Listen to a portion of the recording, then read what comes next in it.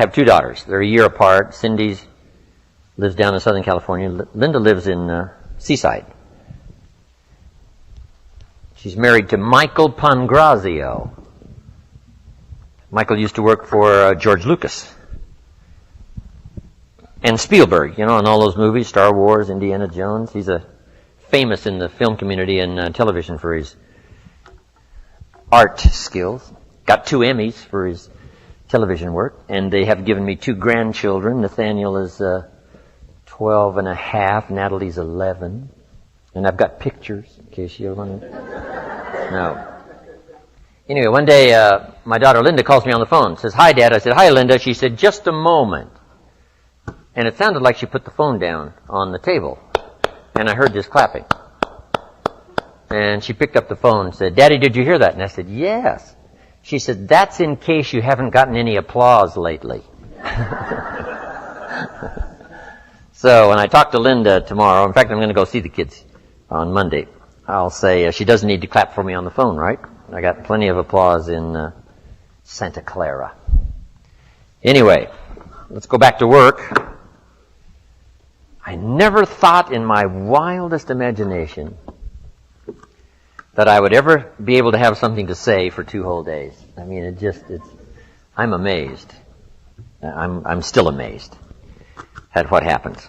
In fact, I was so excited to get here today to hear what I have to say, right? It's just amazing. So let's talk now about the subject that exploded my life into change. I've never been the same. And that's personal development. It's a subject I came in contact with when I was 25 years old. I was raised in southwest Idaho. I still have the old family farm. My papa's gone. He was 93. Mama's gone. She was 79. So it looks like I'm going to be around a long time. Good genes. My papa never retired. When he died, his paycheck was waiting for me. That's pretty good, right? So I intend to be around a long, long time, looks like. But anyway, I was raised in southwest Idaho and still have the old family farm, you know, raising the normal crops in that part of the world. And my neighbor raises Arabian horses, and I furnish clover sometimes for him. And some years it's potatoes, and some years it's winter wheat, and some years it's something else. Also got vineyards. Got a new wine label, just finishing up. Rohn Bittner. Dr. Bittner's my partner. Rohn Bittner Vineyards. The Chardonnay of last year was absolutely incredible. But I, went to college 1 year. And halfway through my second year I quit. Unfortunately, age 19. Should have stayed in school, right? But I thought, hey, I'm smart enough to get a job. How much smarter do you need to be? So with that kind of shallow thinking back then, I quit school and went to work. A little later got married, started a little family. And, sort of along in the sort of average American family. Just young, getting started. And age 25, I'm behind on my obligations. Creditors calling once in a while. And I'm embarrassed by being in that position. Very short on my promises to my family, not feeling good about myself. And then I had a chance to meet this extraordinary man by the name of Mr. Schoaf, Mr. Earl Schoaf. And a lot of you have already heard that part of my story. A friend of mine had gone to work for him, and he said, you got to meet this man. He's rich, but he's easy to talk to. And he's got a remarkable philosophy of life and business. So I thought, well, I got to meet this guy. Had a chance to meet him. Long story short, he invited me to participate in his company, and I was with him for 5 years before he died. And he died at the early age of 49. But during that 5 years, I learned these revolutionary things. My parents laid a great foundation for me all those years, which has lasted me all of my life. But to open up business and to open up the world and open up opportunity that I could qualify for started with this man by the name of Mr. Schoaf, Mr. Earl Schoaf. And here's one of the early subjects he taught me called personal development. And I've illustrated it in so many ways, but one of the best is when you're teaching kids financial independence.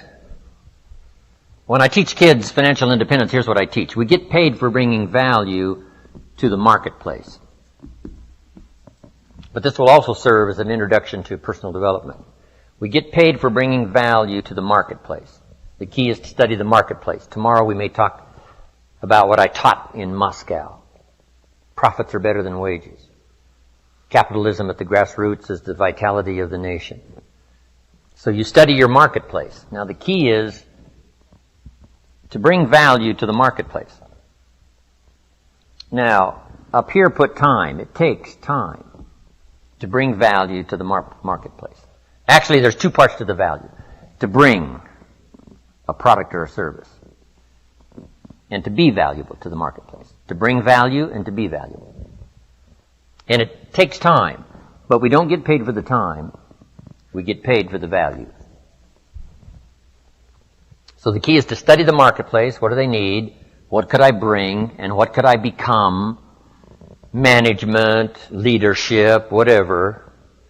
So could I find something valuable to bring to the marketplace? And could I be valuable to the marketplace? That is the key. Study the marketplace. But then my mentor said the main thing is to study yourself. Then when I teach economics to kids, I teach America's ladder to climb. It starts down here at $5 an hour, and this ladder starts going up like this. Top income last year, there's a whole variety of stories. I'm sure one of the top was something like 26 million, something like that, for 1 year. So we started at $5 an hour, and it would go up to 26 million. Now, here's what we call this. A heck of a ladder. Not much better way to describe it, right? That's a heck of a ladder. So, here's what everybody has the opportunity to climb the ladder. Now, first, all you need is what? A chance. That's all everybody needs is a chance. And a start. And now education. As to how to take advantage of your chance, how to get started, and use your education to move up this ladder, speaking financially. Now, there's a lot of ways to grow, but speaking financially, this is the deal. So let's say you start at $5 an hour. And really, who cares where you start as long as they let you on the ladder. So you start at $5 an hour. Now the first key is, how do you increase the $5? And there's several philosophies to increasing the $5. Here's number one. Wait for them to raise the minimum wage. Right? Wouldn't that be one philosophy? Now, the last time it took how many years, right? Several years to raise the minimum wage, which is okay. I'm not saying it isn't okay. It's one way to get an increase in income is to wait for the minimum wage. Okay, here's the next philosophy. To wait for a raise, which is certainly legitimate. Now the question is, how often do the raises come? Every 6 months maybe, 1 year, they do what? A review. What if you miss the review? Well, you got to wait another 6 months or maybe a year. So that might take quite a while to go from 5, let's say, to 6. Here's another philosophy. Go on strike. Here's the philosophy we call by demand, to demand more. And if you don't give me more, I'll go on strike. I won't work. Which is one philosophy. To get more by demand. Now, here's the problem with demand. Make the note. Kids need to learn it. You can't get rich by demand. You might get a few more pennies, right? You might get an extra $1. You might get an extra benefit or something, but you can't get rich by demand. Here's why. Not that it isn't America, and not that it isn't that economically now we're doing incredibly well, but here's why you can't get rich by demand. It's the wrong philosophy. And here's what would be tragic all your working life. To live in the right country and have the wrong philosophy. So you can't get rich by demand. Then how could you get rich in America? It's very simple. Change your philosophy. And what would be the new philosophy? Answer. You get rich by performance, not by demand. Now, my mentor says, some people don't just make $5 an hour. They've moved up to 6. How easy would it be to get to 6? Probably pretty easy. If you work for McDonald's, they paid you $5 an hour, hauling out the trash. If you whistle while you haul out the trash, they'll pay you $6 an hour. Right? Here's an unusual person. They deserve $6 just because of their attitude. Wear the hat, say yay McDonald's. Okay? So for that, you get an extra, what? $1 an hour, because the company recognizes, hey, looks like this is going to be an oncoming person. So it's not that difficult to go from 5 to 6. But here's what's interesting. Some earn $50 an hour, 10 times as much. How could you multiply your income by 10? One, you probably couldn't do it waiting for a raise. Certainly you couldn't do it waiting for them to change the minimum wage. And you certainly couldn't do it by demand. Because usually when they make demands, they don't demand that you multiply my income by 10. People don't go on strike for multiplying their income by 10, usually, right? It's just a little increase. So, how could you go from 5 to 10? Interesting. But that's not the end of it. Can you think of somebody that makes $500 an hour? My Beverly Hills attorney, yes. I think. You can think of some, right, that make $500 an hour? Now, 500 multiplies by 10 again. Not just once from $5 to 50, but from 50 to 500 is multiplying by 10 again. Can you multiply by 10 and then multiply by 10? And the answer is yes. One, living in the right country is an advantage. But here's the greatest advantage, having the right philosophy. Now, $500 an hour is not the end of the story. We go right on up to these top incomes. Would a company pay someone $26 million for 1 year's work? And the answer is yes. They do it all the time, right? Not because this guy went on strike. That's not how he gets the $26 million. So, a change and a shift in philosophy here starts to change everything. Now, my mentor said, you can climb this ladder, Mr. Rohn, as high as you wish to climb it. We're just talking economics now. There's a lot of other values to go for, but speaking economically, you can climb this ladder as high as you wish to climb it if you'll follow this philosophy. And here's what he said. You that have been around for a while have heard me say it. He said, learn to work harder on yourself than you do on your job. Learn to work harder on yourself than you do on your job. I got the message, age 25. Then he added, if you work hard on your job, you can make a living, which is noble. If you work hard on yourself, you could make a fortune, which is exciting. I had never heard that kind of philosophy before. Working harder on yourself than you do on your job. Work hard on your job, make a living, which is fine. Work hard on yourself, make a fortune, which is super fine. Or working hard on yourself starts to multiply your value to the marketplace. So we're talking about bringing value and being valuable to the marketplace. And this is the key. We don't get paid for the time, we get paid for the value.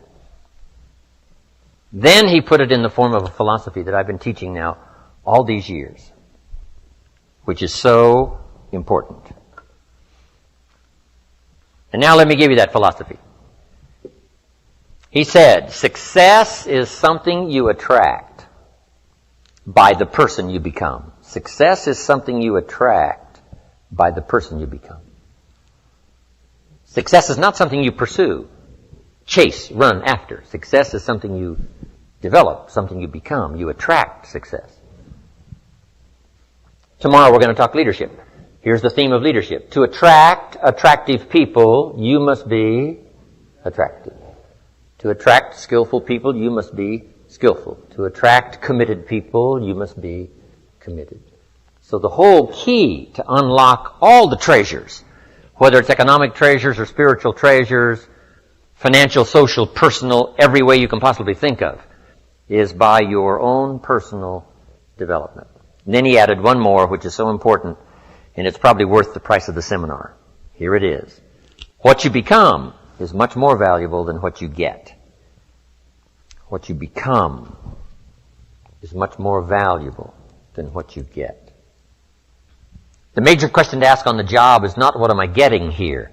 The major question to ask on the job is what am I becoming here? Not what am I getting, what am I becoming? So it's very important what you become.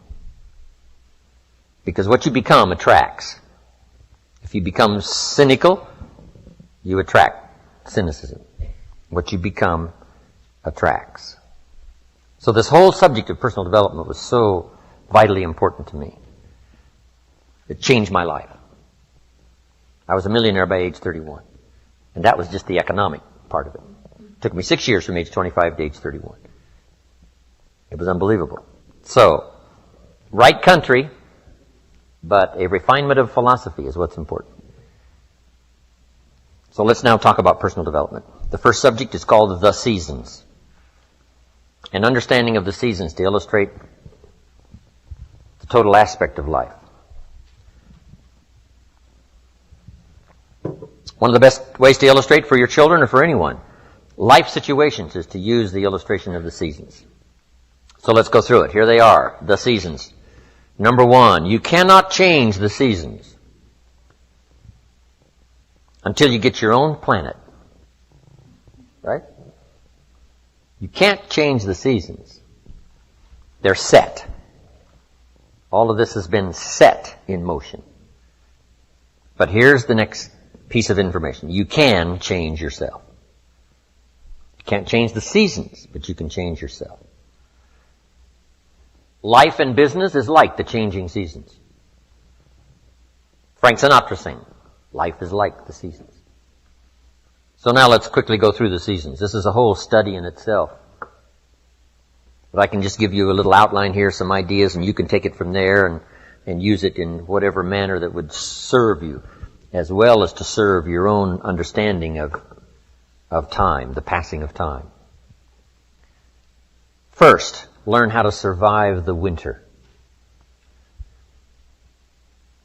Speaking of life in its simplest aspect, the first key to learn in your life on the spinning planet is to learn how to survive. Now, there's all kinds of winters, right? The winter of the calendar, right? The winter of the actual season. But then there's financial winters and social winters, personal winters.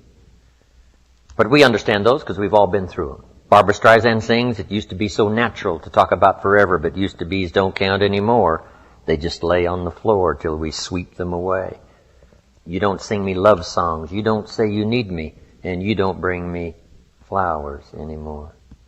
A winter song. But we know what those lyrics are about. You know, we've been through those experiences. The winters. Now, here's the key on the winters. Some are long and some are short. Some are easy and some are tough. But they always come right after harvest, right after fall, autumn. So we cannot rearrange the coming of the winters. But here's what we could do. Get stronger, wiser, and better so that we can survive better. And our life will be less eroded by learning to handle the next winter. The next winter of a divorce, the next winter of an illness, the next winter of a death in the family, the next winter of a loss financially, the next winter of a crisis of whatever kind. To be better equipped. So here's the key, to learn the seasons so that you can approach it all in a very intelligent way. For kids, we teach the ant philosophy.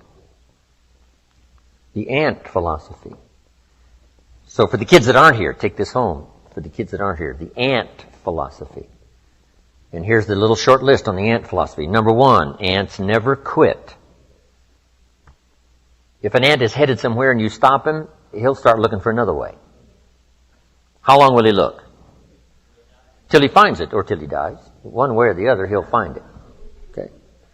So that's a good philosophy. Just never quit like an ant. Here's the next part of the ant philosophy. Ants think winter all summer. You got to think negative when it's positive. And not be disillusioned. That's why ants always seem to be in a hurry. Why are they in a hurry? Because they're thinking winter, winter, winter, hurry, hurry, hurry, get going, go, go, go, go. So you must think negative when it's positive. You must think winter when it's summer. Here's some of the best advice. It comes from classic tradition. A great story says, Don't build your house on the sand in the summer. Why? Be given that advice. Because it's easy to get faked out in the summer. Right? Blue sky, fleecy clouds, nice weather, so you build your house on the sand. You say, no, you must not be faked out when it's nice. You must think storm in the summer and not get faked out. And if you think storm, now you'll look for a rock on which to build your house. Now you're going to be safe. So you can't think nice when it's nice. You've got to think storm when it's nice. And if you haven't been through one of those storms, you've got to find somebody and say, have you been through one of those storms? Scare me to death, if you will, please, so I will not be faked out here, and I will keep searching. Right. Not to quickly build on the sand because it's nice, but to build on a rock because it's not always going to be like this. The seasons are going to come and change. And if you're not educated to that degree, now you suffer a great loss. So the ant thinks winter in the summer. Now here's the next philosophy. I'm sure the ant thinks summer in the winter. The time to think positive is when it's negative. Why? Because the negative won't last long. How long is the winter? Isn't that long? So the ant thinks summer in the winter. This won't last long. We'll soon be out of here. Just hang on. It's not going to take that long. How long is the night? It's only a few hours. Come on. There's never been a double night. Couldn't you make it a few more hours? And the story says, yes, the night just can't last for. Sometimes it seems like it's going to last forever. And when you have insomnia, right, it seems like the night will never pass. But I'm telling you, sure enough, it will pass. So, learn to think day when it's night. And then you must learn to think night when it's day. An old prophet said, work while it's day, work while it's day, because the night's coming. Right? This was before Thomas Edison and the light. You got to work when it's day because the night comes when you can't work. Of course, now we can work day and night, but back then you couldn't work when the night came. So you had to get it going, get it in before the night came. So this is a good idea now. Learn to think negative when it's positive. Learn to think storm when there is no storm. Learn to think winter in the summer. But then we must learn to think summer in the winter. We can make it through a few more hours, right? A few more days. It won't be that long. Hang in here. The spring will surely come. Okay. So the winters of life, learn to express those to other people, help them understand that as well as to try to understand it yourself. Now here's the next season, the spring. Spring is called opportunity. Not a guarantee. It's guaranteed the spring will come, but it's not a guarantee of a harvest. Here's the key. You must do something with the spring. Take advantage of the spring. Read every book you can get your hands on what to do with the springs of your life. Take advantage of the day, because the day follows the night. It's an opportunity now to turn things around. It's an opportunity to have a better one than the last one. It's an opportunity for a new beginning, a new spring, a new day, a new beginning. In business, we learn to create an artificial spring. Because in an industrialized society, right, it seems like, the seasons just don't mean that much. When you're a farmer out there, they mean everything. But when you're not, working on the line, whatever. So sometimes you got to create an artificial spring. We're going to take the next 90 days and we're really going to pour it on. Like if you're in sales, the next 90 days I'm going to make every contact possible. You just create an artificial spring. Next 30 days, next 90 days. Right? Bargain with your family. Say, look, I know we were going to do some things the next 90 days, but if you'll postpone those for me, I'll really pay back because I want to use this now as a springtime to go for it, go for it, go for it. So spring is the chance to take advantage of another opportunity.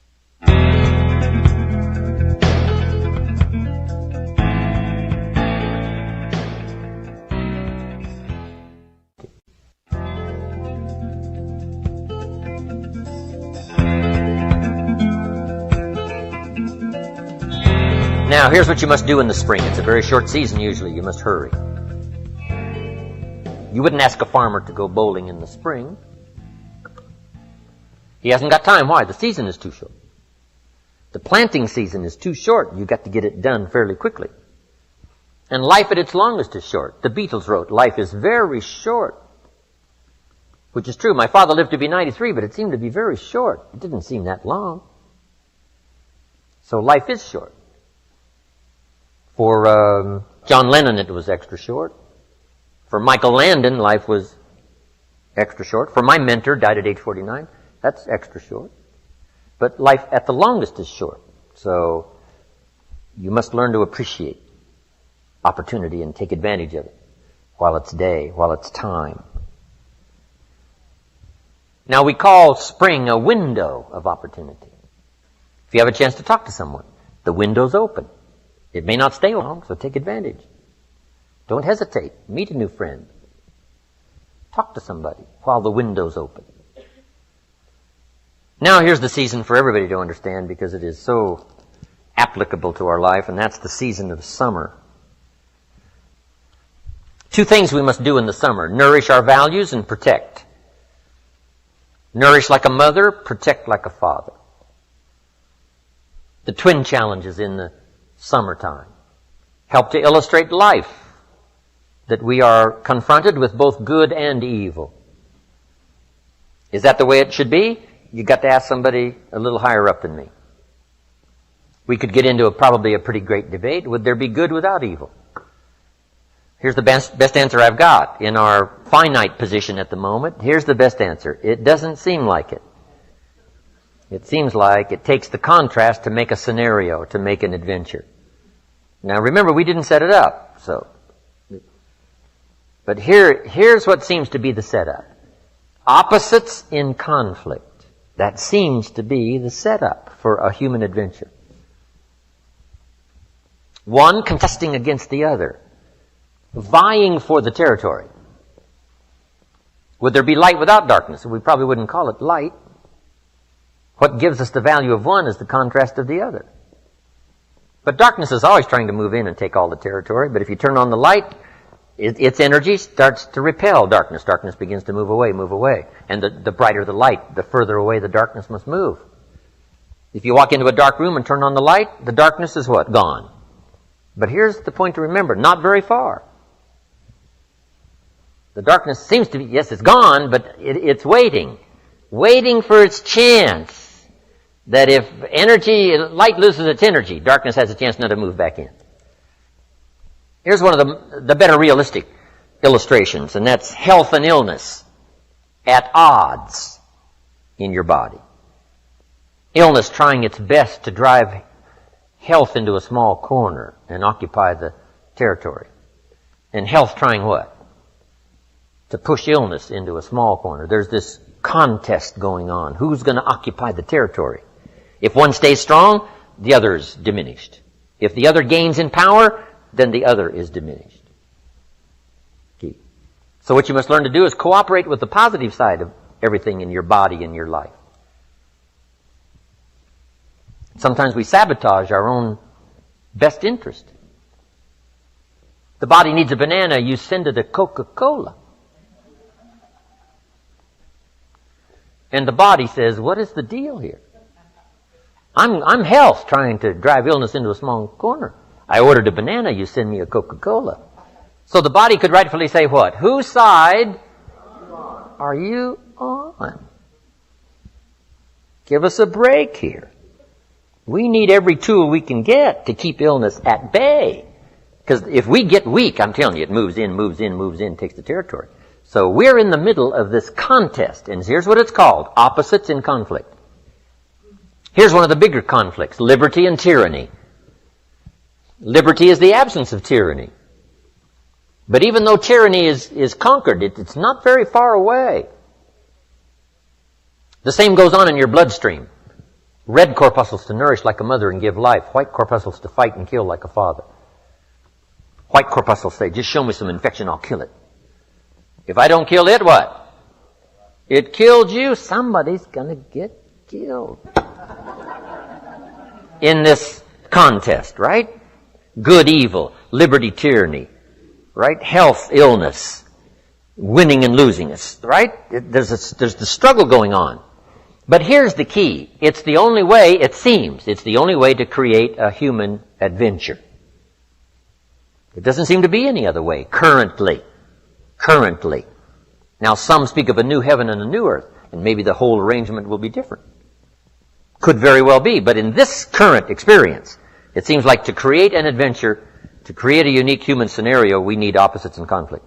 And that's the deal. Thank God for white corpuscles that think negative all day. Tyranny and liberty. Saddam Hussein takes over Kuwait. What should we do? Somebody says, well, Kuwait, what do we care? Well, what if next he wants Saudi Arabia? You say, well, it's a pile of sand, what do we care? Well, what if next he wants Israel? You say, well, little Israel, what do we care? Well, what if next he wants the rest of the Mediterranean? You say, well, yes, I guess we've got to draw a line somewhere. Yes, somewhere. You've always got to draw a line somewhere and tell illness, hey, you can't have any more. You've got to throw up the barriers. Draw a line in the sand. Our President George Bush was right to draw a line in the sand. Put together the coalition and put together 500,000 troops and go kick Saddam Hussein out of Kuwait. History demanded it. Hired Chief White Corpuscle General Schwarzkopf.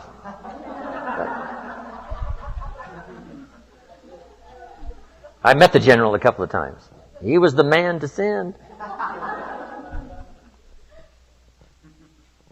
So, liberty and tyranny in a contest. And it's the only way to have a civilized society. Tyranny cannot be rehabilitated. Tyranny can only be restrained. So for Saddam Hussein, we put a no-fly zone on top and a no-fly zone on the bottom. Right, to contain, so that liberty would have a chance.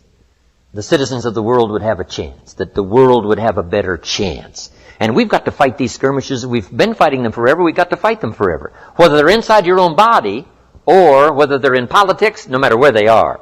We must play this game. We must fight this game. But here's what it creates. A great adventure. Let me give you the ultimate now. Could you win if you couldn't lose? And the answer is no, it doesn't seem like it. You couldn't call it winning. You can't win if you couldn't lose.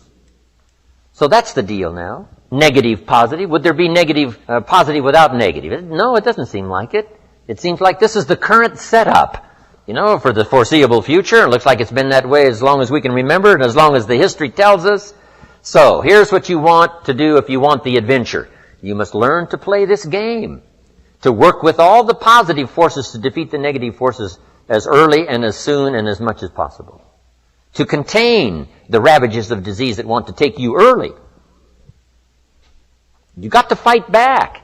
You can't just leave it. Somebody says, well, I got my fingers crossed. Not a good philosophy. You got to take your vitamins. You got to do the stuff. You got to do the deal. Jump on the positive side of whatever you want and see if you can't help out in this warfare and this push-shove match. That's the key. So in the summer, here's what you must do. Nourish the plants and the garden. Nourish your values like a mother. Give life. Whatever you start now, you must nourishment and give it life. Don't neglect a new life if you've started the new life. What if you said to a brand new mother, where is your baby? She says, I have no idea. You would say, no, that isn't right. If you start a new life, you must care for it. You must protect it. You must give it life, give it nourishment. Now here's the other part. You must protect it like a father. That's why the old wise man said, we must learn to love and hate. So underline that. You must learn to love and hate. And the illustration he used was, you must learn to love good and hate evil. To deal with the weeds in your garden, you've got to hate weeds. You've got to hate them enough to what? Kill them. You can't say, well, poor weeds. Say, no, this ain't the deal, poor weeds. Don't go soft on this stuff now. You've got to hate evil. You've got to hate the weeds that are out to destroy your garden and rob your children of the nourishment they deserve. So, here's the deal. Love like a mother, hate like a father. And here's the rest of it. Give life like a mother and take life like a father. You've got to take the life of the weeds or they will take the life of your garden. Somebody's going to get killed. Remember? So you must be like a father. Any father would say to whatever threatens his family, take 3 more steps toward this family, you'll cease to exist. I'm father. I kill. So send out the warnings. Send out the signals. Both mother and father reside here. Mother nourishes and father gives protection.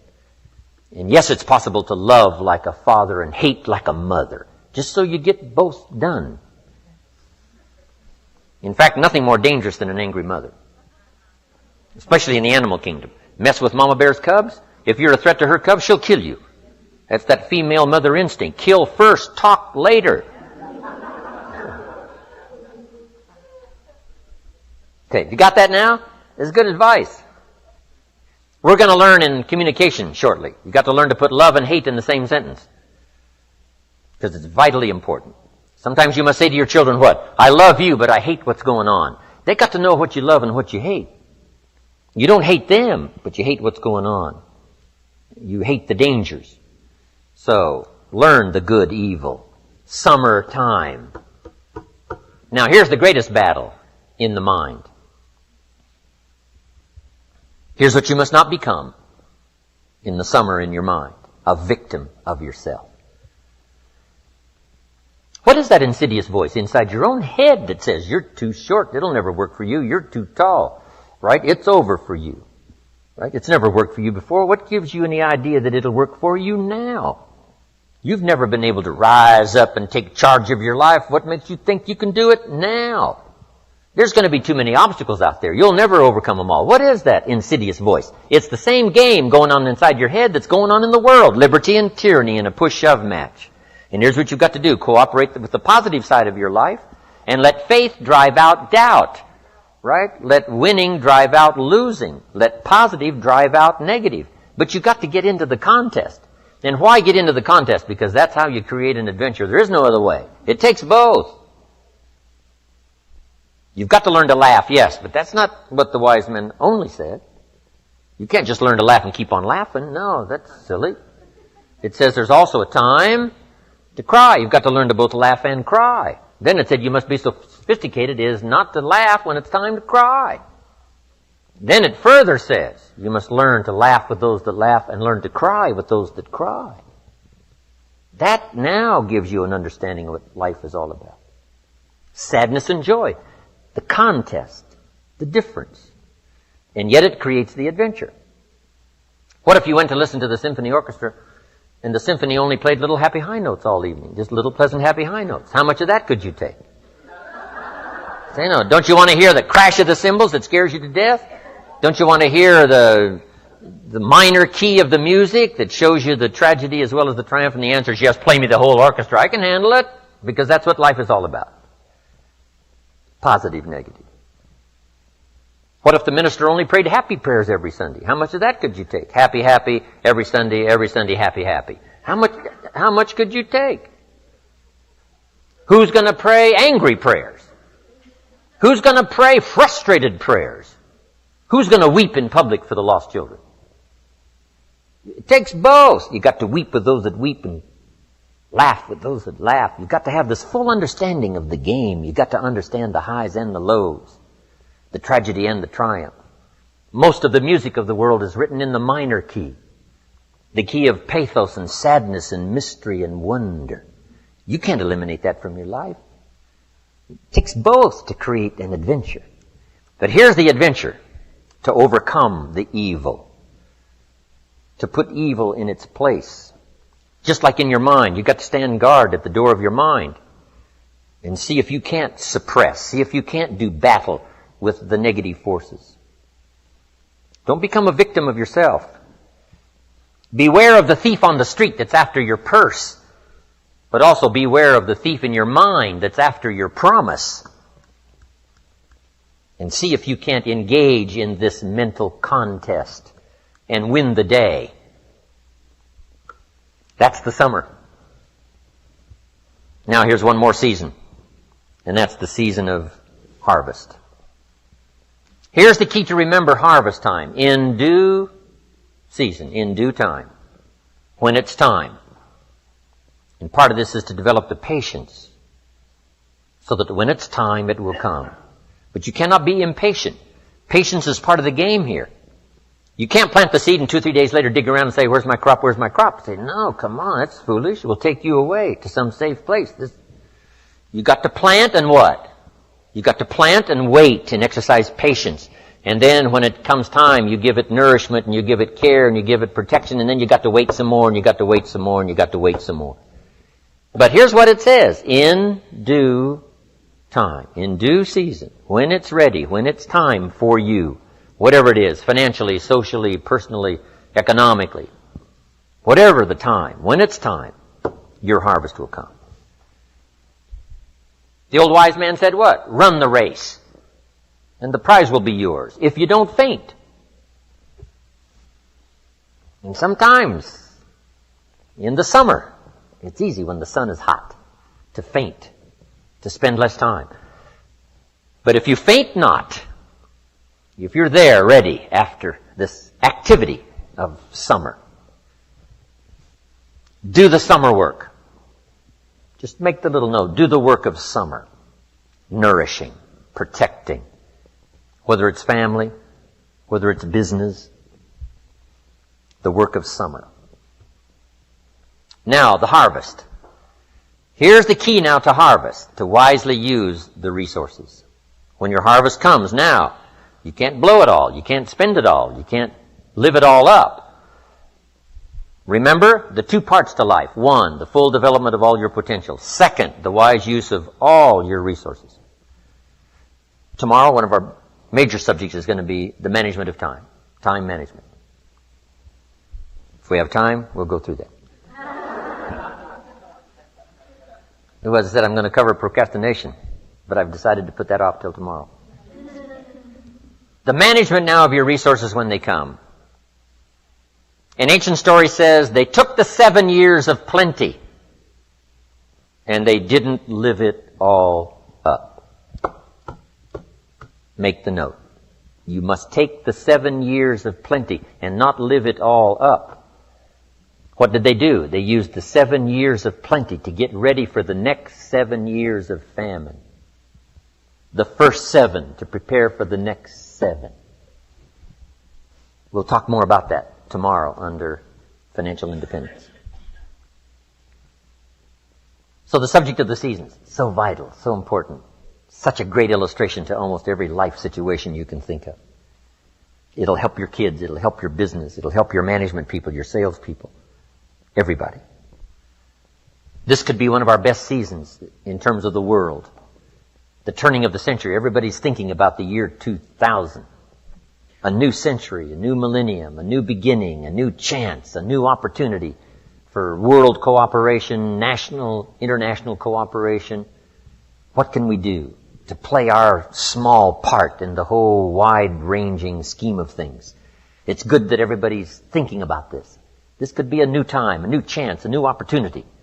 Right? Yes, we've blown it in the past, and we've messed it up in the past, but maybe, just maybe this time, there's enough technology and enough sanity and enough spirit and enough righteousness and enough rightness, enough stuff to make this, the opening years of the next centuries, some of the most promising years in the last 6,000.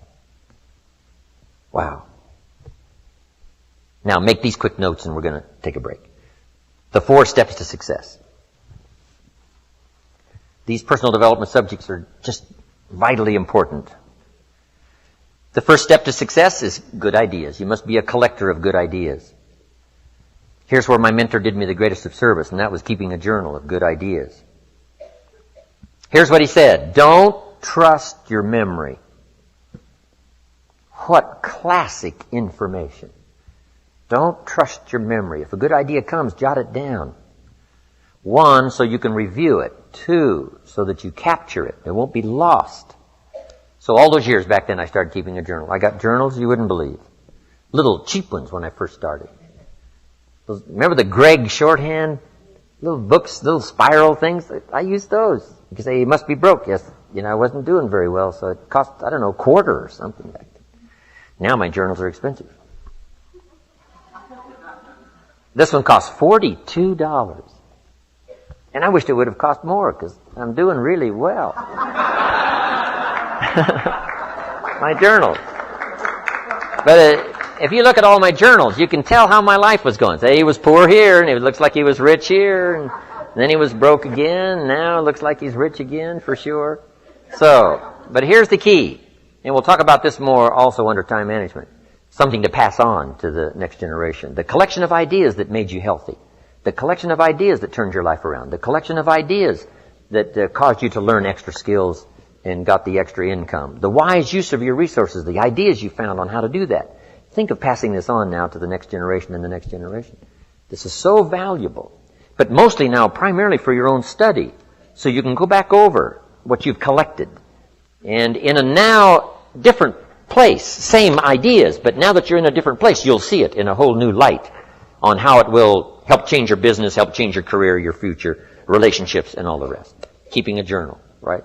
Now this is for serious students. Non-serious students don't need to keep a journal. Right? But for serious students that are serious about their health and serious about their future, serious about gathering things to make a contribution to others, keeping a journal. That's important. A collection of good ideas, first step to success. Here's the next step, a good plan. You got to have a good plan. You got to have a good health plan. My mentor asked me when I'm 25, Mr. Rohn, what's your current plan for your financial future? And I said, I don't have one. Right? And that was obvious. I said, you got to create a plan. A good financial plan. If we finished the seminar tomorrow and you lingered a while and gave me the details of your current financial plan for the future, would I get so excited about it I'd go across the country and lecture on it? You say, no, Mr. Rohn, you probably wouldn't want to lecture on my plan. My next question would be what? Why not? Have you reached this point in your life's maturity and you don't have a plan that's got you up early and keeping you up late that you're excited about unfolding? We're going to talk more about this tomorrow under Financial Independence. Here's one of the first things you must do if you're a parent. Build a financial wall around your family nothing can get through. Build a financial wall around your family nothing can get through. Now there's other protections that a parent must engage in. But here's one of the first ones, since it's so possible living in America.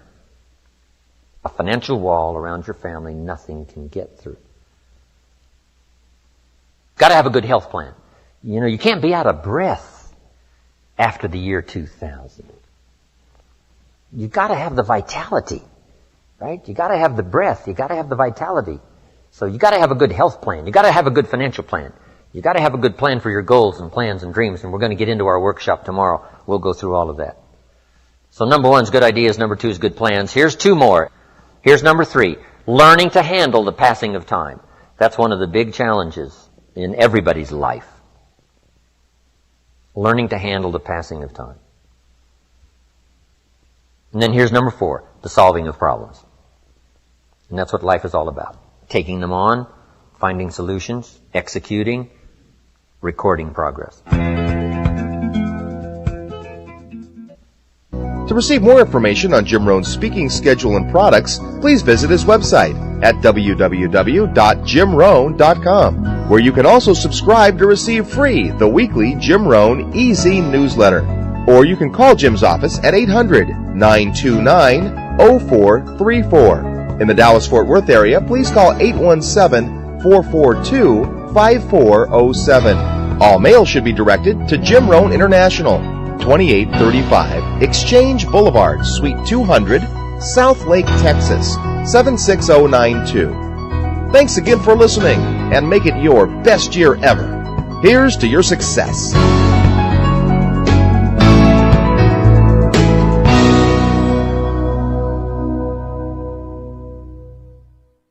Hi everybody, this is Jim Rohn. Over the years, I have repeatedly encouraged people in search of the good life to make use of a journal. Invariably, at the conclusion of a seminar, a number of people are sufficiently inspired by learning of the effect journals have had on my life to start using one of their own. Unfortunately, inspiration and enthusiasm quickly fade in the face of all those blank pages. Instead of finding new answers to life, the journal seems to open a floodgate of new questions, such as, what am I supposed to write? Should I only write about business events? How often should I be writing? What kind of journal is best? Does spelling count? The purpose of these tapes, then, is not only to explore the incredible value of recording your life's experiences, but also to examine the endless uses and methods of keeping a journal. Hopefully, by the conclusion of this program, your questions will have been answered, and you will be confidently embarking on a new adventure in achievement with the vehicle of pen and paper. The first thing to understand about a journal is that it's your book. And because it is yours, you must be the one to select the size and style you feel most suits your needs and personal preferences. Like a favorite armchair, a journal must be comfortable enough that you will want to go to it often. You may, in fact, find yourself experimenting with a variety of journals over the years as your needs and tastes change. During the past 25 years, I'd be willing to bet that I've tried almost every conceivable system of capturing ideas on paper, from loose-leaf binders and file cards to dime store notebooks and hardbound volumes. I've had big journals and little journals, journals with lined pages and journals with blank pages, all of which met a certain need at a certain period in my life. And believe me, you too will undoubtedly go through half a dozen different methods over the years, and that's to be expected. As you continue to grow and develop, you will soon discover that last year's systems won't likely meet this year's needs. You see, one of the keys to success is flexibility. We must always be on the search for more effective methods to facilitate and accommodate new ideas. But let's face it, in the beginning, the only thing that matters is that you develop the journal habit.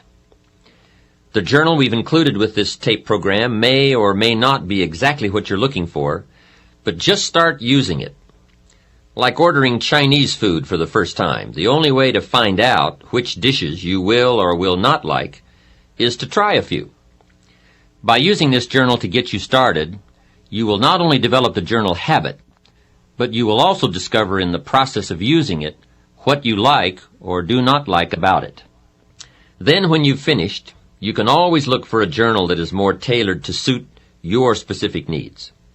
And I would suggest that when you go to buy your second journal, that you take the time to get just the right one.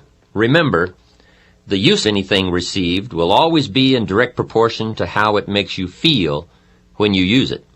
The color and material of the binding, the texture of the paper, the width of the lines or the absence of lines are important considerations. If you feel lines tend to restrict your creative flow, then go with blank pages. If you feel uncomfortable with blank pages, then choose line pages. Hey, it's your book. Make sure it reflects what you are. My latest journal is a leather-bound volume for which I paid handsomely, but it's worth every penny I spent. The richness and the smell of the leather in themselves are enticing.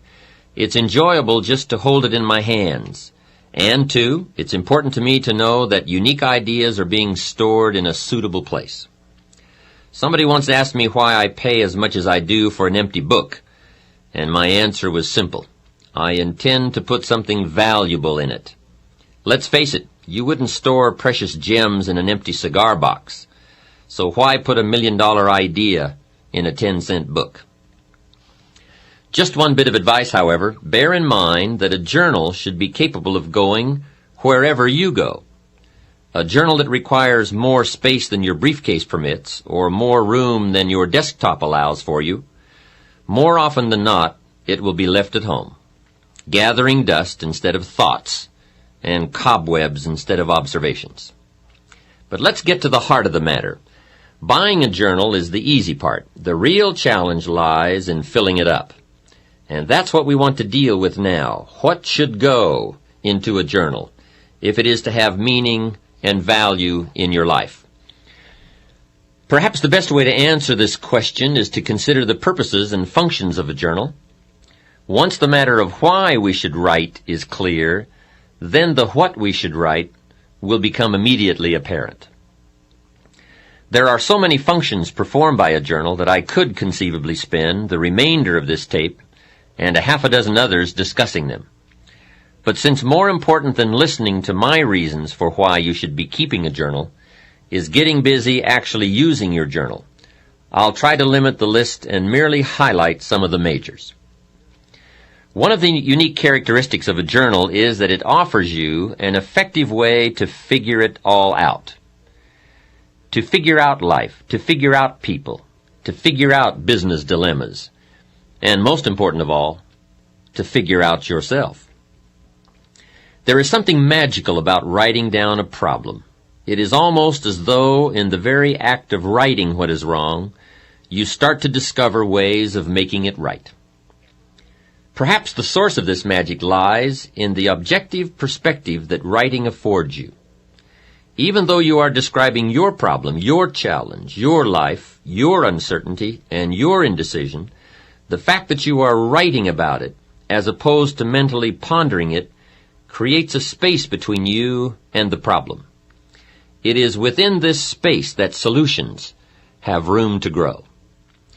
You see, writing about events and circumstances that occur helps you to clarify exactly what is happening. When we describe life to ourselves only in our minds, our imaginations tend to feed false or distorted information about how things are, positive or negative. When we describe a situation in writing, however, we become more factual, more accurate, and certainly more realistic. Then, as we reread what we have written, we create a new picture in our minds to replace the distorted picture we have been working with. And once we finally see things as they are, rather than as we think they are, we can then see our way clear to make them better. At the conclusion of this program, you might in fact want to use this process to get your journal started.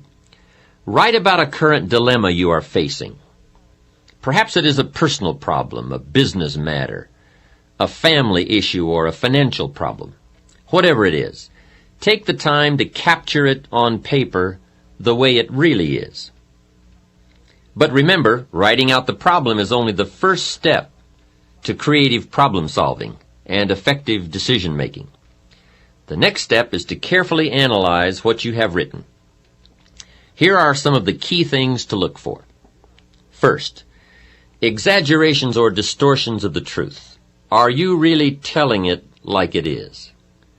Take another look. Perhaps your concern is making it seem worse than it is, or your enthusiasm is making it seem better than it is. Second, a tendency to blame circumstances or someone else for your problem instead of seeing yourself as the cause. You see, most of our difficulties are the result of either failing to do what we could have done or in doing in haste what we should never have done. Third, a tendency to expect circumstances, or still worse, other people to change in order for your problem to be solved. Let me remind you one more time that things get better when you get better. Passive hope never has and never will improve human circumstances. And finally, look closely for weak points in the obstacle where you might attack to bring that obstacle to its knees.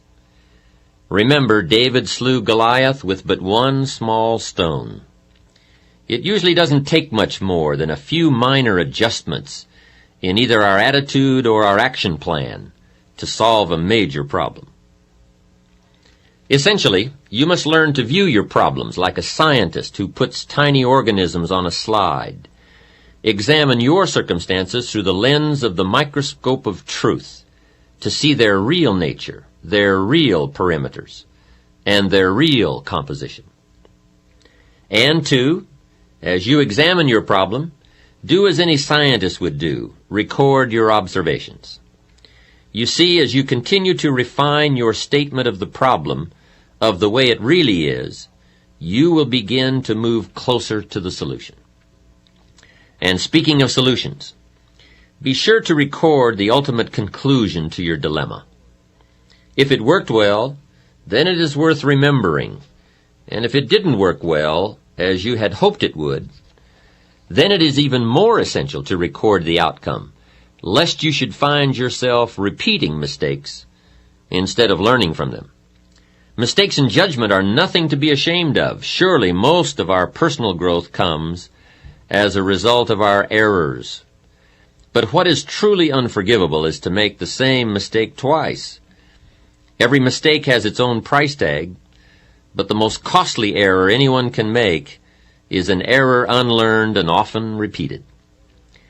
If something didn't work, it may be too late to undo the mistake, but it's never too late to make adjustments and revisions in your thinking.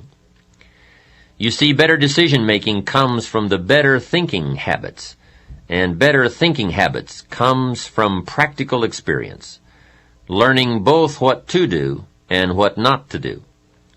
Becoming a more effective thinker on paper is a sure way of becoming a more effective person in practice. As step one for getting used to using your journal, then, I would suggest writing down problems that you encounter and recording all the steps you can take or did take to solve them, as well as their eventual outcomes.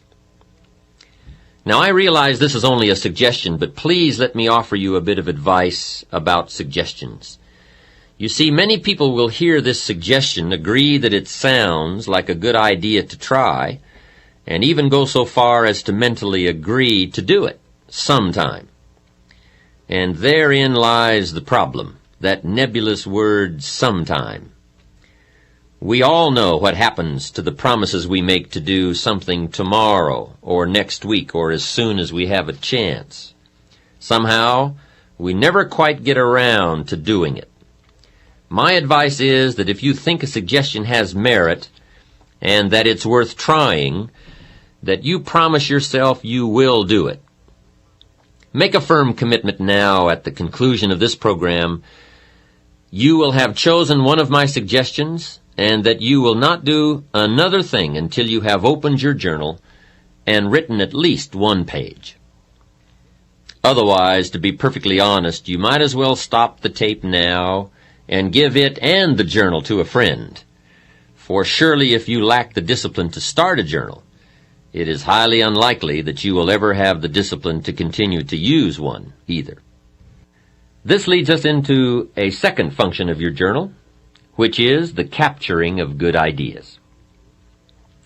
How many times as we go through the day do we come across a good idea, a unique quote, an interesting piece of information, or even a significant personal discovery?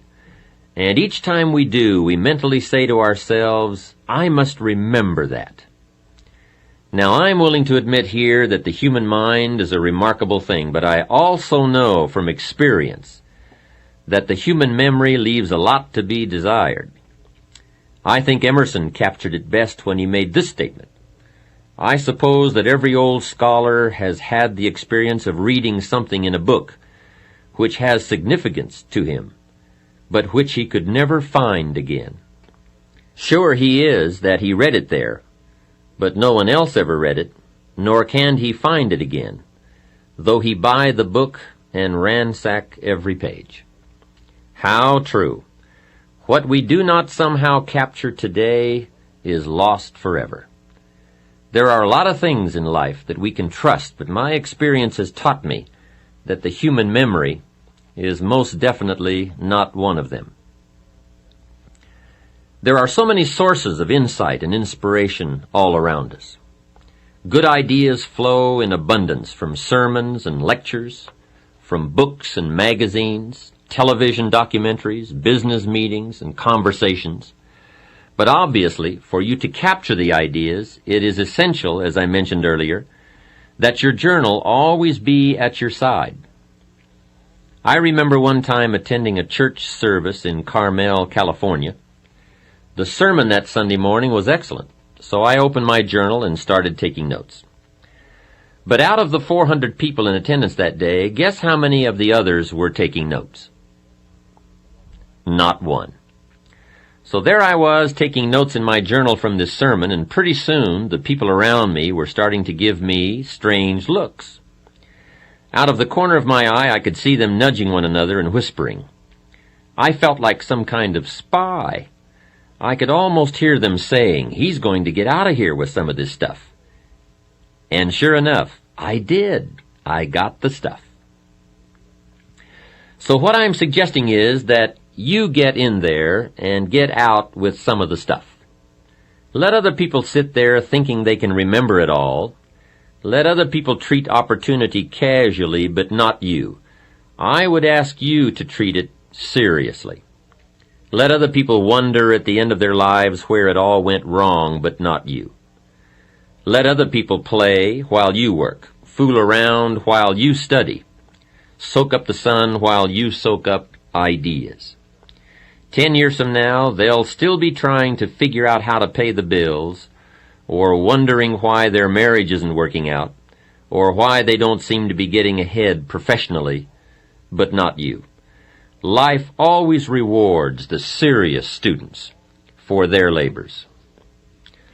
So, since we all know that it's nearly impossible for most of us to remember the exact phrasing of an inspiring line, or the specific details of a business conference over an extended period of time, we've got to get serious about capturing it now. Generally, if we wait until the end of the day to describe events and happenings and conversations in our journals, the specific details have already escaped us. At best, we are left with scattered fragments, and it's hard to build an exciting future from mere bits and pieces of the past and present. So I would encourage you to get it all down as it comes your way. Financial ideas, personal development ideas, time management ideas, family ideas, business ideas. Everything you have the good fortune to come across. If an idea is worth listening to, worth reading, worth remembering, then it is also worth capturing in your journal. And there are many reasons for making the effort to capture good ideas, not the least of which is the fact that the simple act of writing something on paper helps to etch the idea more firmly in our conscious minds. To hear it, or see it, or read it is one thing. To take the time and make the mental effort to capture it with paper and pen is so much more. Second, every idea has its time and place. As Victor Hugo once wrote, there is one thing stronger than all the armies in the world, and that is an idea whose time has come.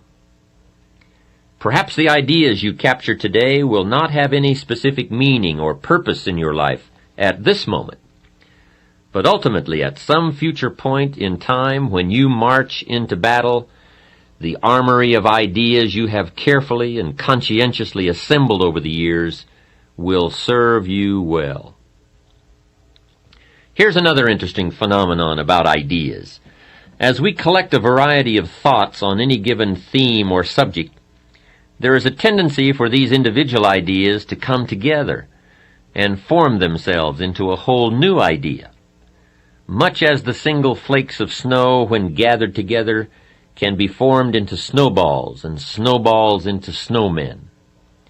Or perhaps a more graphic example would be that of the igloo, which is, after all, a dwelling built entirely of tiny snowflakes, which have been compressed by their weight and frozen together over a period of time, such that whole blocks of them may be cut out to build a structure.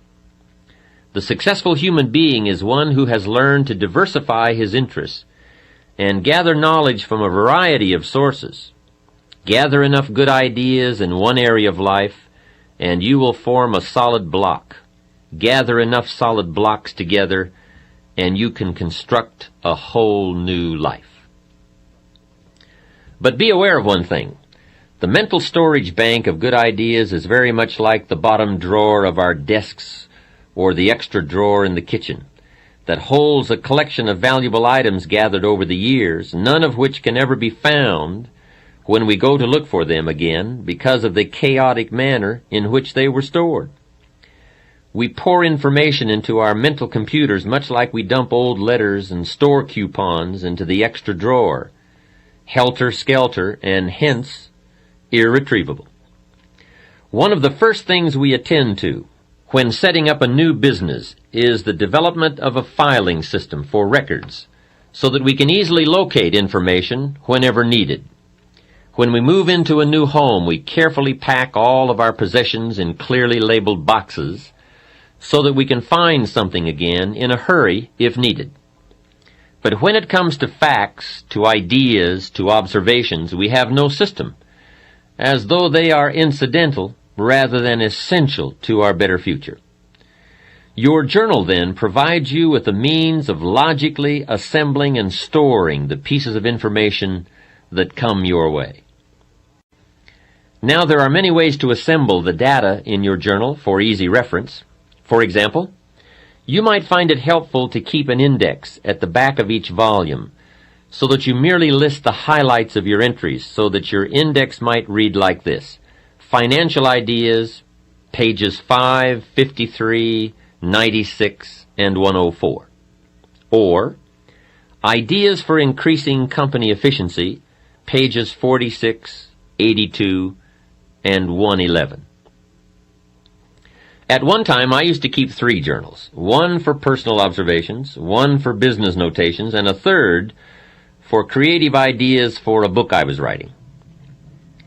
Of course, it didn't take me long to discard that system. Carrying 3 journals around the world is no easy task. Then I tried using 3 colors of ink in the same journal, so that at a glance I could focus on any one of the 3 areas.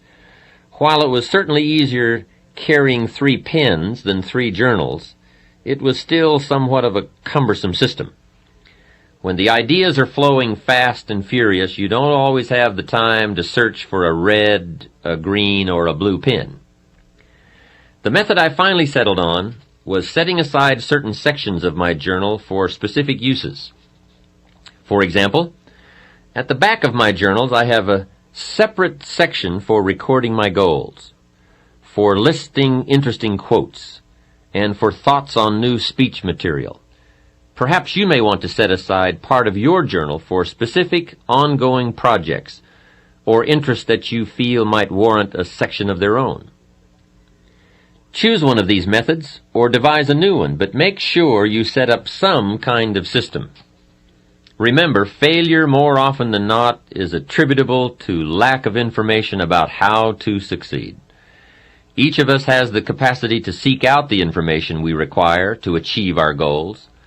Unfortunately, we do not all have the discipline required to gather the data systematically so that the raw material is easily accessible and ready to be put into practical use the moment opportunity presents itself. How sad it would be if opportunity came knocking on your door, but you had to keep him waiting while you rummaged through drawers and files for the key. Undoubtedly, by the time most people have finally located the key, opportunity has long since become impatient and gone on to knock on the door of someone else. Next, by taking the time to capture and assemble information in our journals, we now have the added benefit of being able to review these ideas whenever we wish. You don't have to run back to the library to reread the book you borrowed last year, or call a friend on the phone and try to reconstruct the conversation you had last month. If you've captured the essence of the conversation or the highlights of the book in your journal, it will always be there for you to refer to. And here is the key point. For your journals to have their greatest value, they must be frequently reviewed. You see, writing in journals is merely a way of capturing information, but it is by rereading our journals that we begin the process of translating information into practical knowledge about ourselves, our environment, our relationships, our businesses, our financial affairs, our dreams, and our own better future. I would strongly urge you to set aside a day each week, or at the very least each month, to review your recent entries. And then once a year, take all of your journals off the shelf and read them from cover to cover. What you read will probably make an incredible story of personal growth. You see, more than anything else, a journal is a place to document the development of your own life. It is a textbook of self-discovery and self-awareness. In fact, sometimes what you don't write can be as revealing as what you have written. A friend of mine recently shared with me the discovery that in rereading her journals, she realized that everything she had written centered around other people's lives, their accomplishments, their failures, their dreams, their needs. I finally realized, she said, that I had spent most of my adult life as a mirror reflecting everybody else's existence, rather than as a human being living a life of my own. In the pages of a journal, our innermost feelings and dreams are revealed, as are our strengths, our weaknesses, our positive attributes, and our negative habits and characteristics. If not in the words themselves, then at least between the lines of what we have written are the shadows of self-doubt, pride, envy, jealousy, and anger. Just as actions speak louder than words, so too will journals often say more than what we have written. A journal, then, should also capture your observations and reactions, for somewhere between what we see and what we do will be revealed what we are. Capture on paper the events, the circumstances, and happenings of your life. Describe the near miss you had while driving to work on the freeway. Outline your observations of people's behavior at the office party. Paint the picture of your day at the beach, the pounding surf, the soaring gulls, the distant sails. And then when you have written about what your eyes have perceived and your ears have heard, go one step further and describe your feelings, your emotional responses to life. Describe your feelings when you learned that John got the promotion that you felt was rightfully yours, or when you learned that Sally is getting married next month to your ex-husband. Describe it all. Don't miss any of the events of your life. Capture the joy of your victories as well as the agony of your defeats. And remember, it doesn't have to be a monumental occurrence to be worth capturing. Truly, most human lives consist of and evolve around minor happenings. So even a minor event and your response to it can have a major impact on how your life turns out. You see, part of the human experience, perhaps the most important part, lies in learning to translate these events which occur outside of us into words and emotions within our inner worlds. The better we become at describing what goes on around us, the better we will be able to understand some of the conflicts and turmoils which take place within us. Cause and effect always go hand in hand. Trying to understand or deal with the effects without a clear picture of the cause is a rather hopeless situation to be in. Remember that all human emotions are effects which can be traced back to particular events or causes. A better understanding of events will always give us a clearer picture of the effects we may be experiencing. Also, on the subject of events and feelings, you will find as you begin to open up and really tell it like it is, that your journal becomes an excellent, empathetic friend, one who will listen to all you have to say about your joys, your pain, your fears, or your concerns. And I would strongly urge you to get these emotions out of your head and onto the page. For powerful negative emotions are diminished by writing, and powerful positive emotions become explosive. You see, writing about your fear reduces its strength, and capturing your excitement magnifies its power. And feel free to say it all. These are your private collections, your personal recollections. They are not going to be read aloud at the next staff meeting, used in court against you, or published in the New York Times. Write freely. Don't let anything inhibit your flow of your thoughts. Write in half sentences. Break all the rules of grammar and punctuation if you choose. Draw pictures, make diagrams. Anything goes. Neatness doesn't count, and neither does spelling. This is one place where you should feel free to say it all, and say it as you wish. By the way, if you feel uncomfortable abandoning the rules of your 8th grade English teacher, then this too should tell you something about yourself. Hey, you are even free to do the worst thing of all. Use somebody else's words. Glue in newspaper articles, cartoons, quotes, whatever you wish. No one is going to give you an F for plagiarism in your journal. There is only one suggestion I would offer concerning the format of your journal, and that is to record the date, time, and location of each entry.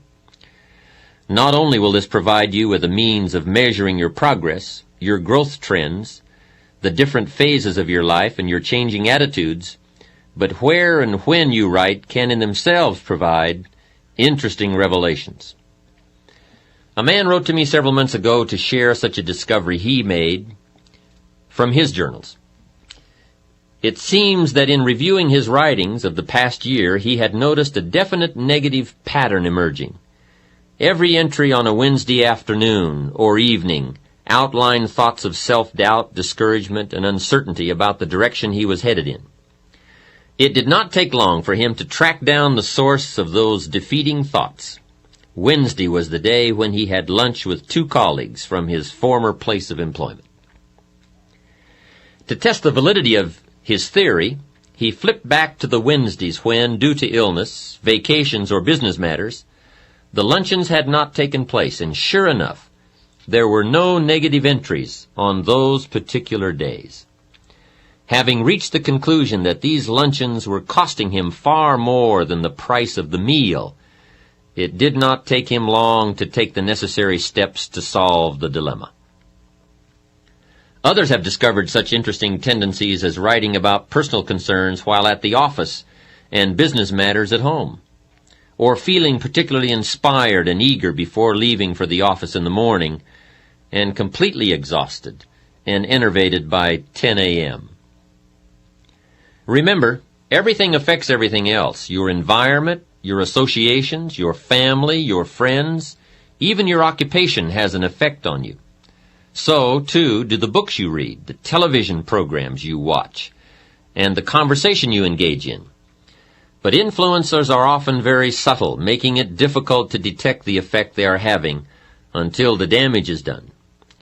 Like tiny little holes in a tire which can go undetected for hundreds of miles, the little pinpricks of subtle negative influences will eventually leave you just as deflated after a while.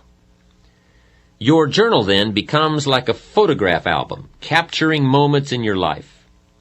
The only difference is that a photograph album, kept for many years, reveals physical changes in yourself and your environment, while journals over a period of time reflect mental changes within yourself and about your environment.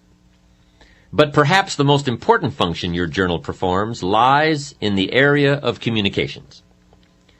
First and foremost, your journal gives you a chance to talk to yourself and to hear what you are saying about your life, your future, your relationships, and your goals. As you begin to develop the habit of writing down your problems, recording your observations, emotions, and reactions to life's events, you will undoubtedly find yourself both posing and responding to a whole new set of questions about your past, present, and future. Why did I say that? Why does he always make me feel that way? If I follow this course, where will I be 5 years from now? As you begin to both ask and answer yourself on paper, you will be amazed at the incredible leaps in personal understanding and self-awareness you will experience. And remember, any positive change which occurs within you will ultimately manifest itself in a positive result outside of you, in your social or professional world, your attitude, your bank account, your habits, and even your appearance. We stand forever exposed to life and to the endless variations that make up the human drama. Our task as human beings is twofold. First, we must effectively translate what is going on around us into terms we can comprehend. And second, we must effectively express what is going on within us into terms the rest of the world can understand.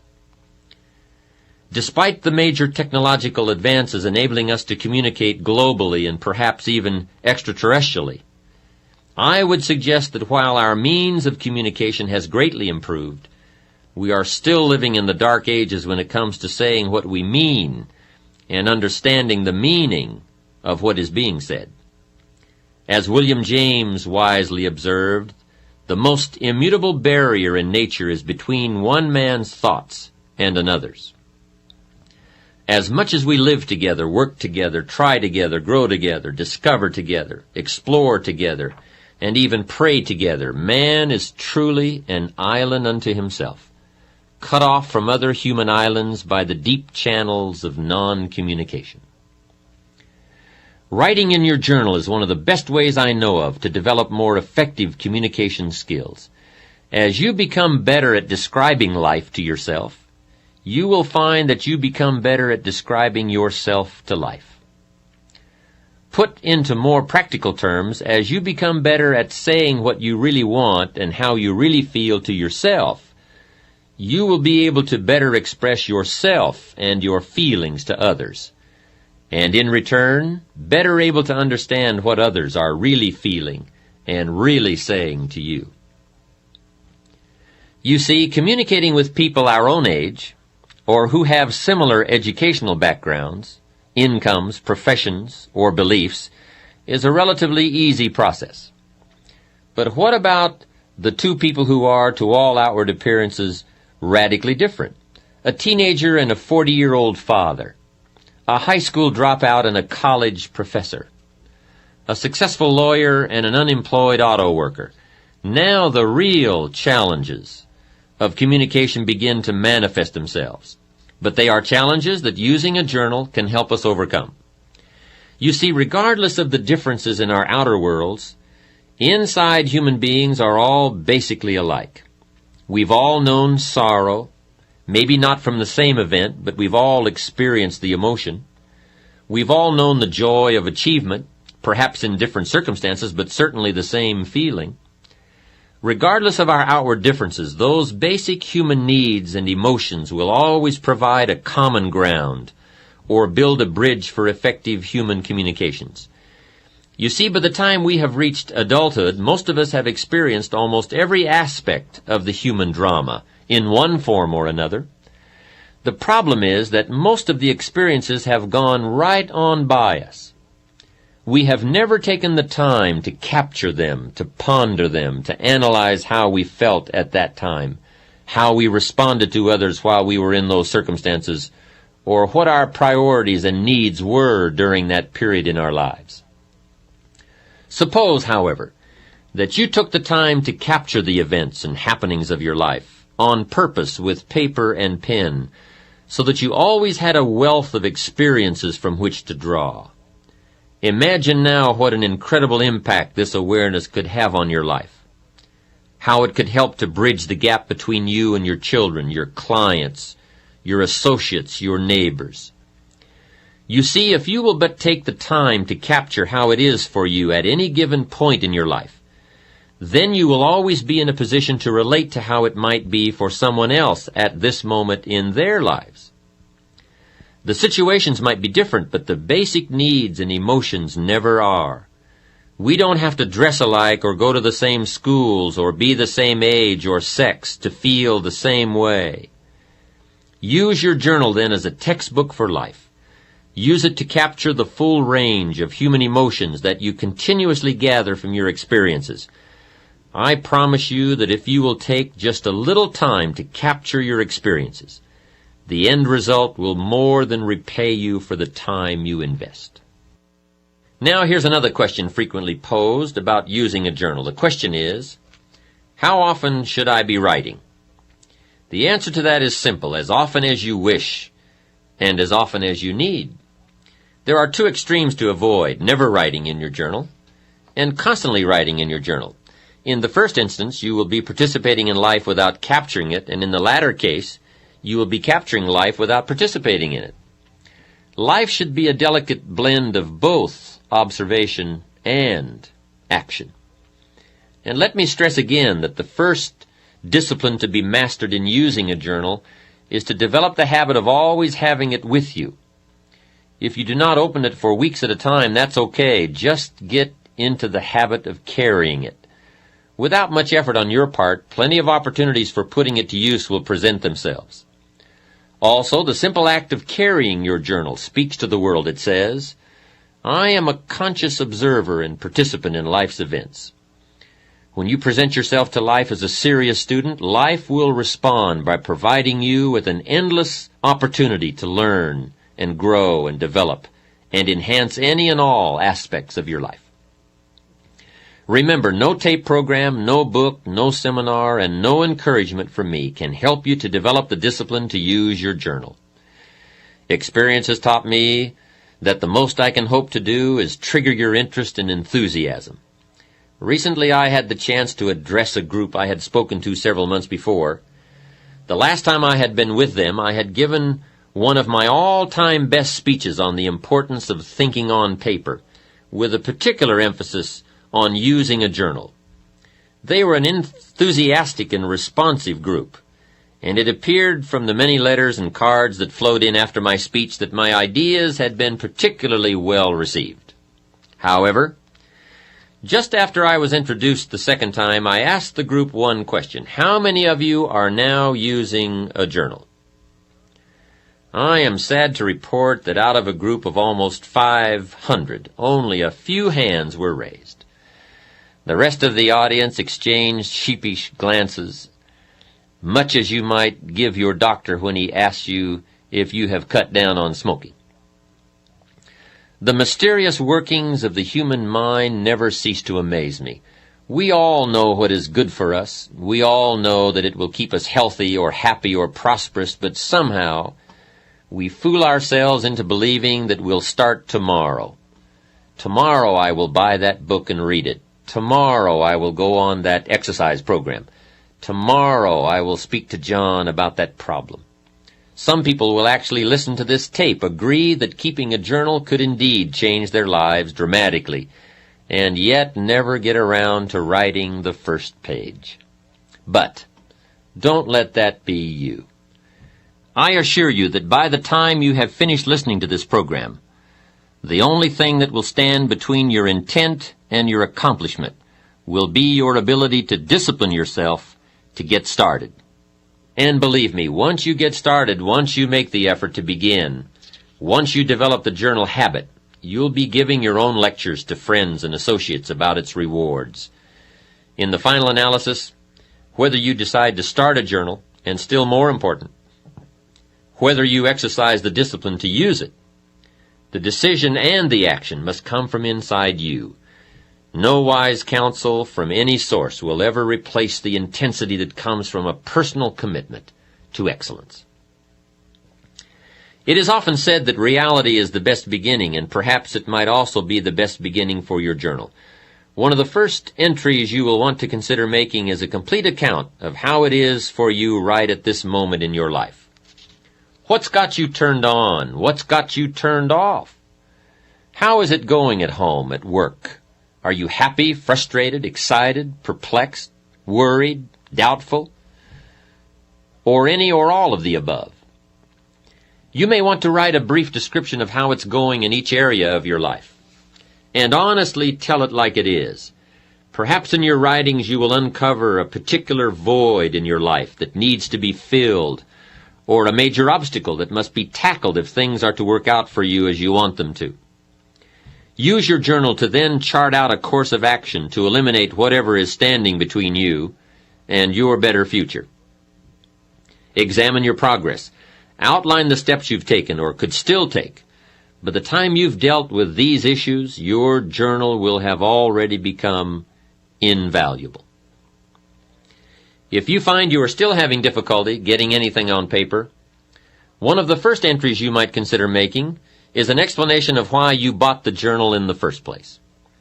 If you will but pause to consider what you hope to achieve by using a journal, then what to put into its pages will be obvious.